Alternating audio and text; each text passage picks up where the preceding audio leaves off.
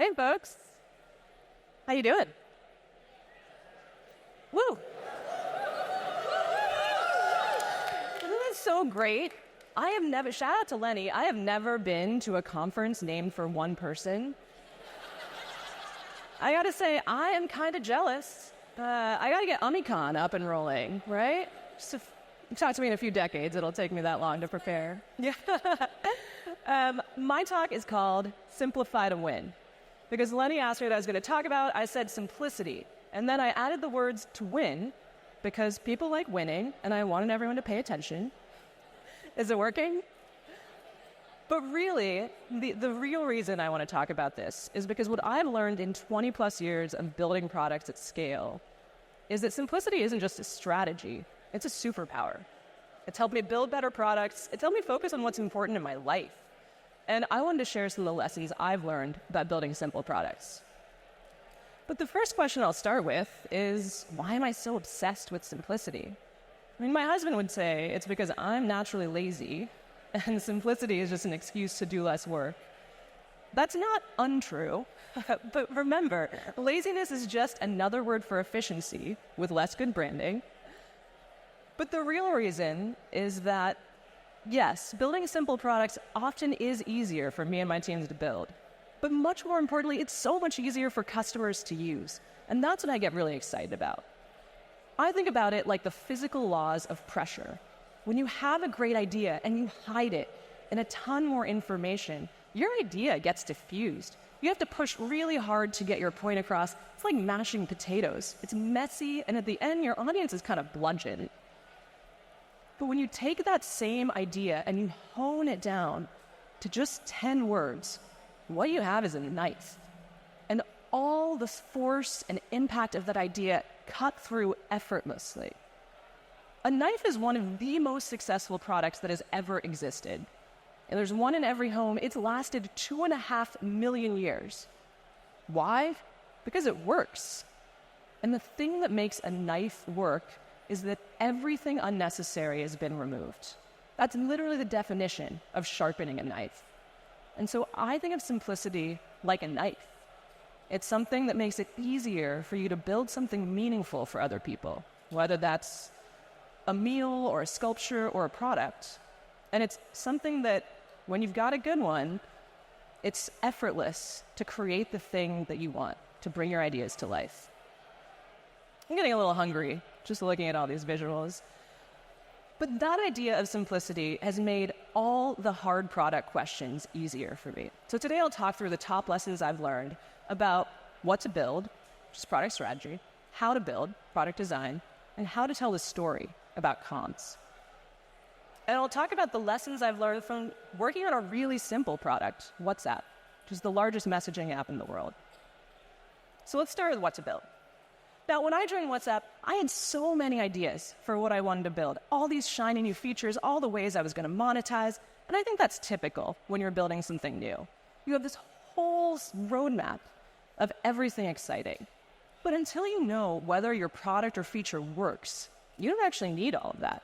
In fact, it muddies the product because it's harder for users to understand what it's for. What I learned at WhatsApp is that it didn't actually make sense to ship everything I was excited about, because our users would feel confused or overwhelmed, maybe even ashamed that they couldn't understand all of it. I mean, look, I get it. I build these kinds of products for a living. I still get confused when something in my apps moves around. It's like someone rearranged the furniture in my house in the middle of the night, and now I'm banging my shins into a couch. And so what worked for WhatsApp was simplicity. Instead of changing a lot of things, we had to figure out what makes this product indispensable, and then focus on that. Now, what we wanted to do was give anyone in the world the feeling of being face-to-face with their friends and family, even when they're separated by geography or circumstance. And we wanted to build for global users, people in emerging markets, on low-end devices.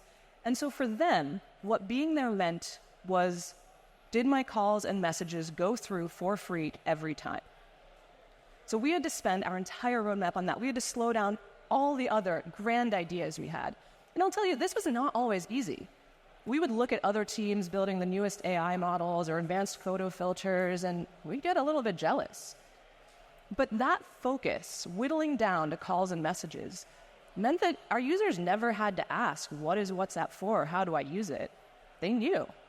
And they used it and they kept using it. And as we built that understanding, we earned the right to add on more. And that's the question to ask, I think, which is, what's the one thing that makes your product indispensable? Not flashy, not innovative, not fun, but indispensable. Does your product need to cut through bone or bread? And can you get that 100% right and then build on more? Now, of course, like everything else, you have to use judgment. If you are keeping medical devices humming or planes in the air, please don't cut anything. I'm taking a flight next week. Every edge case matters. But for most of us, we can start by building the one thing that makes our product indispensable. Now, when we talk about product design, no one walks up to a knife and says, how do I use this? Where do I hold it? You say, hey, where's the bread? I'll make a cheese plate. Even kids can use it. Is it bad that I give my 3-year-old a knife? Everyone in my house has to work. He was on eggplant duty. He did a great job. But he can do it because a knife is immediately familiar. And that's the question to ask our product design. What's going to make this product familiar to my customers? Now, when we're talking about global users, we don't actually know that much about them. We don't know where they live. We don't know how old they are. Really, the only thing we know is that they have a phone. And so the thing that would make our product feel familiar is having it match what they knew from the phone. So we borrowed patterns that they already knew. If Android put a floating action button down in the bottom right, that's where WhatsApp would put its button too. And we built the same patterns consistently throughout the app. So I'm not talking about anything fancy, just things like, if you see this triangle, that means you're going to send a message. If you see this arrow, that means you're not going to send a message. You got more time. You could change your mind. These patterns meant that the entire app felt familiar, even if you've never used it before. And what I learned is that really building these super simple patterns helped our customers build an intuition for how to use the product. Of course, this was super limiting. But there are all these emerging interaction patterns, all of these cool gestures that people were starting to use, but we couldn't use them because they weren't already accessible to our users. I mean, how many different directions can you really swipe a message in? And so we had to prioritize the very few most important actions. And the question we'd always ask is, where is our user naturally going to put their thumb? That's where we should put the button. If you're watching hotshot recordings, where do they pull their mouse? Where do their eyes track? That's what they're signaling to us, what's familiar to them. And so when we put the button there, it means that they don't have to learn. They can just pick up the product and start using it like a knife. And so what to build? What makes your product familiar? And then finally, how do you simplify the story we tell about the products? All right, do you recognize this? This is the narrative arc. This is the standard arc that most of the stories we tell follow. Now, I know, you're like, why is this lady taking us on a detour through high school English class? Number one, I've always wanted to be a high school English teacher. Now I finally got the stage. But really, it's because this narrative arc has been bred into us for generations. It is what we expect when we hear a story. And so when we can hook into this arc that our customers are already expecting, the story we tell about our products is so much more resonant and powerful. Of course, I always want to start with, hey, I've got this brand new problem and I've got a brand new technology that's going to solve it, and this technology has never been seen before in the world. But in all the years I've spent working on a bunch of different products, what I've learned is that technologies change, but humans' underlying needs stay pretty stable. I'm thinking about things like the need for connection or the need for safety, the need for status. And so we can plug into those, your product automatically makes more sense. And that's maybe the key to take away, which is you don't have to add something brand new. You can't sharpen a knife by adding more to it. That just makes it heavy and unwieldy. The trick is to remove stuff and understand what the story is that your customers are already telling. So that way you can reflect it back to them and build into that. I've always found this by listening to customers. So for WhatsApp, it was a user saying, WhatsApp isn't really an app, it's a part of my arm. And that bloomed into this central metaphor of WhatsApp being about mirroring physical spaces, about face-to-face communication, because everybody already knew how to talk to each other face-to-face. And then we could use that to actually decide how to build products. So we built a product like Disappearing Messages, which could have felt really novel and confusing and different from what our users were used to. We thought, how does this work in the physical world? Well, you don't keep most of your mail. In fact, you recycle most of it. You only keep the stuff that is truly special. So we made Disappearing Messages work the same way, where you automatically delete everything except what you intentionally mark to keep.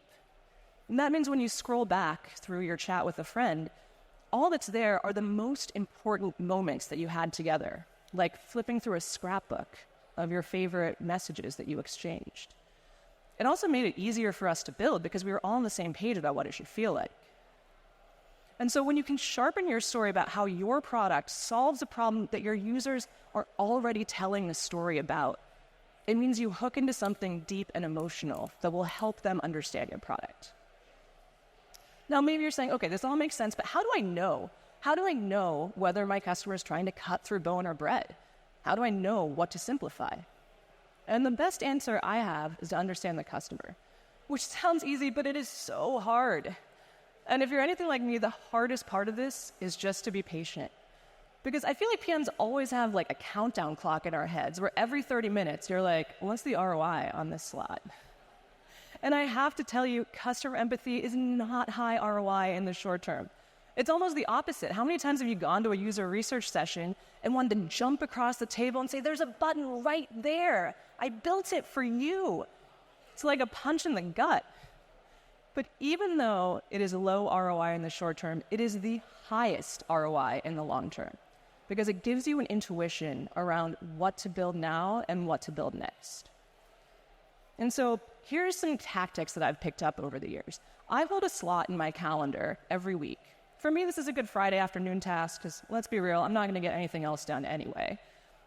And that forces me to fill it with something customer-related. This could be as easy as just using the product, or it's remarkable what you can learn by just reading and watching reviews. Who's giving the reviews? What do they say works? What do they say doesn't? You can always read support tickets. You can watch Hotjar recordings. What works the best for me is to actually visit customers. So I work at Fair, which is a marketplace for local independent retailers. I can literally just walk into stores in my neighborhood and ask them where they get their products and how they feel about Fair. It's kind of retail therapy disguised as customer research. And I don't think that's cheating, right? I think it's fine. One customer I met recently was a nursing director at a hospital here in the city. What she said to me is, Fair changed my life. Because of Fair, I can run a small gift shop right in the labor and delivery ward. And so new families can get what they need before they go home. And that makes their first weeks, which are when they're most vulnerable, so much easier. I've had 3 kids. I know exactly how tough those first weeks could be. And so this meant so much to me. She cried, I cried. It was a mess. But you can believe that no matter what I am building, I think to myself, is this simple enough for Nancy to use in the 5 minutes that she has in between running around delivering babies and all she needs is to restock cozy baby blankets? And that's my goal when I talk to customers, is to find someone who says, your product changed my life.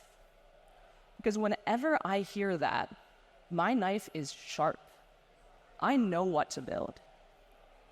And I will push for the right product, even if it feels like going out on a limb or taking a risk, because all I'm doing is advocating for the customer. My whole team feels a sense of urgency because we know we are accountable to that person. And it slices through disagreements with my XFN because we've all heard the same things from this customer. Now we can talk about trade-offs. But okay, this is an audience of PMs. We want some cold, hard numbers. How does this focus on simplicity actually help? Well, for WhatsApp, it meant the app kept growing across the globe. Globally, it has 2 billion users, 100 billion messages a day, 1 billion calls a day. And we learned something surprising. Just even that we designed this app for anyone in the world to use, it worked pretty well for everyone. WhatsApp crossed 100 million users in the US last summer. And what I learned from that is that when you make something that is so simple and so predictable, it reduces cognitive load for everyone. And we all need that. But I can hear you saying, look, WhatsApp's an outlier. Like, it's a global product that had a massive network effect. It was acquired by a much larger company. How could this possibly work for my products?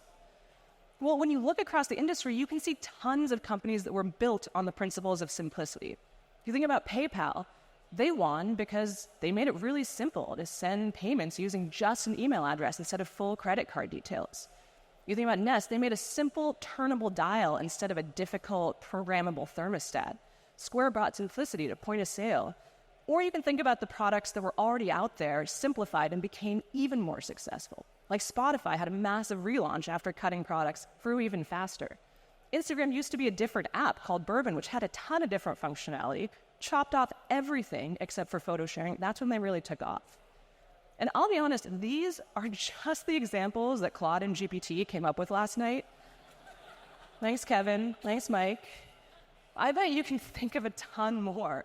Think about every company that updated their mobile app to be simpler, realized that worked better, and went back and did the same thing on desktop. I can tell you what we're seeing from applying these lessons at Fair. Remember, Fair is that marketplace for local independent retailers to connect with brands. Marketplaces, notoriously complicated, right? You got to serve both sides. You got all these wildly complex unit economics. And we applied a bunch of these same lessons. Instead of having 50 different priorities that were all equally important, we simplified the top 8 that stacked into a product that was indispensable.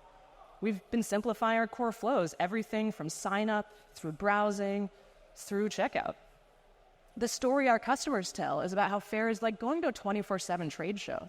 So our marketing talks about a 24/7 trade show. And we're increasingly organizing around customer jobs to be done, whether it's in our top 8 priorities or in how we structure the teams. And what's the results? Well, at a time when consumer spending is down and most global marketplaces have declining growth rates, Fair's growth rate has doubled because our customers are getting more value and we're getting more efficient about providing it. I love this chart because it's totally accurate, but it tells you absolutely nothing thanks to my strategic cropping. Turns out labels do matter. And so to recap, here's my list of lessons. I know my lists are major eldest daughter energy. I am an eldest daughter. I embrace it.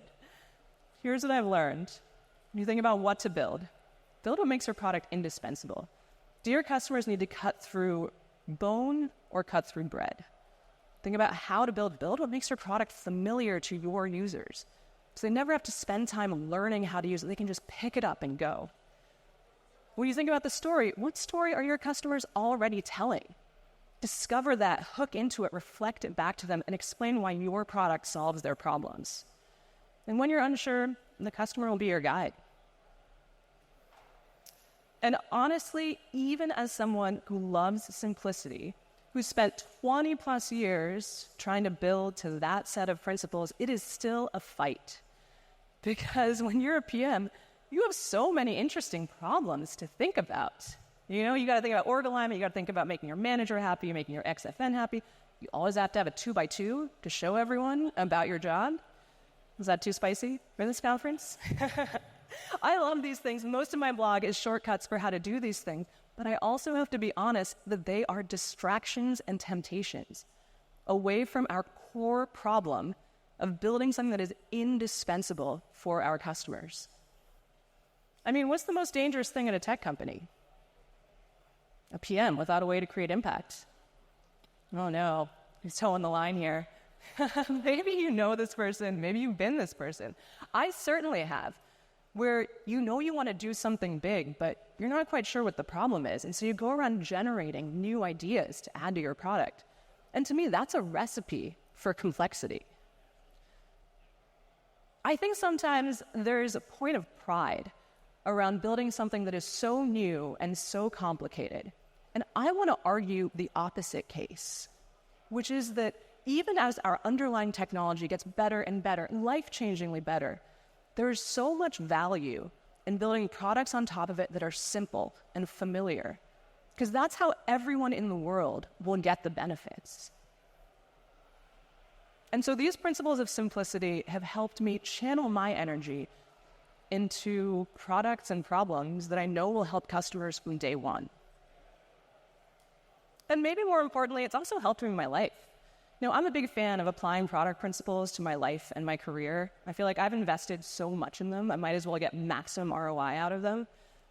I told you, I'm lazy/efficient. And sometimes I think in our industry, there's so much pressure to have everything figured out. Not just your product, but also your life. When are you going to take that next big job or found the next big company? Or when is your LLM going to predict the future? Or what should your ice plunge routine be? That is a real question that I've gotten. And whenever I find myself caught in that cycle of obsessing about the latest productivity hacks that I need to try or all the amazing things my friends are doing that I'm mildly jealous of, it's really helpful to remember that just like a sharp knife can make your actions more powerful, maybe doing a little less can make what I'm creating easier and more powerful. And that's giving me space to ask questions like, what's really indispensable to me right now?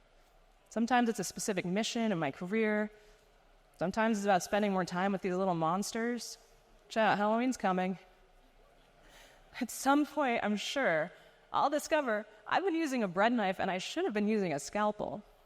But regardless of which knife I'm using, these principles of simplicity have given me a guide to really enjoy the process of sharpening my knife, improving my craft, making impact to users the way I want. And I hope they give you a few tips for how to cut through the noise and focus on what's important, whether it's in your product or your career or your life. Thank you.